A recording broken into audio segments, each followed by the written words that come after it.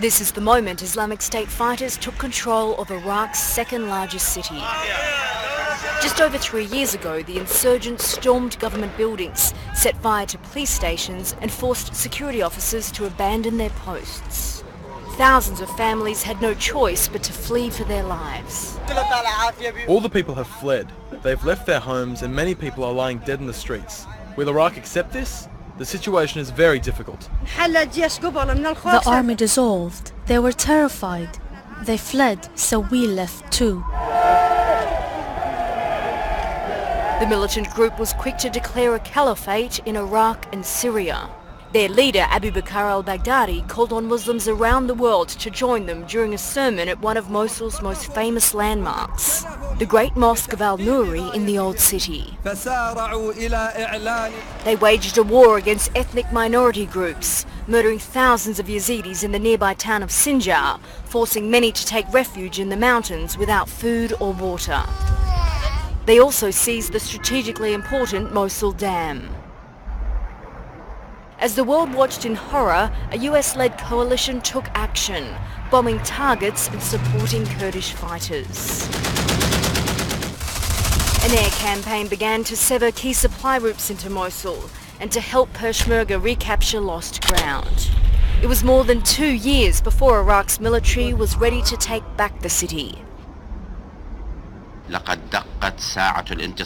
operation to retake Mosul has begun. I declare the beginning of this heroic mission to liberate you from the brutality and terrorism of ISIS. In the Kurdish town of Hazar, this was the call to action the Peshmerga had been waiting for. Today, we're gonna fight until we die. In November last year, troops finally entered Mosul. In an audio recording, al-Baghdadi broke his year-long silence to urge his fighters to defend the city. Advancing from the east and south, security forces were met with booby traps, snipers and suicide bombers. They deployed drones above the city to expose IS positions and halt attacks. One by one, Iraqi soldiers took back control of neighborhoods. And in the new year came this. Today I convey to you the good news of the total liberation of the eastern side of Mosul city. The country's special forces reached the banks of the Tigris River for the first time, but the western side of the city was still under IS control. By now, the bridges had been destroyed. Militants used civilians as human shields and stored weapons in hospitals, mosques and schools.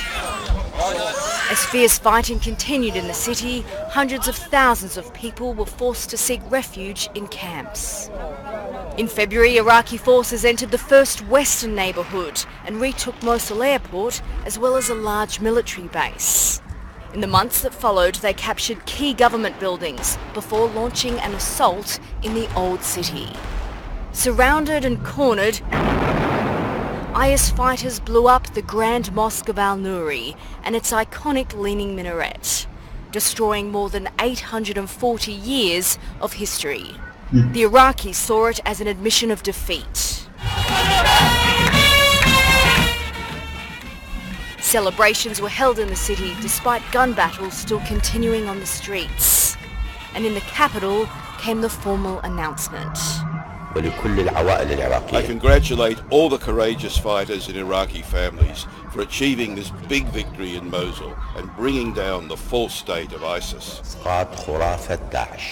A city of 2 million standing for centuries was reduced to rubble in just a few years. Sophie McNeil, ABC News.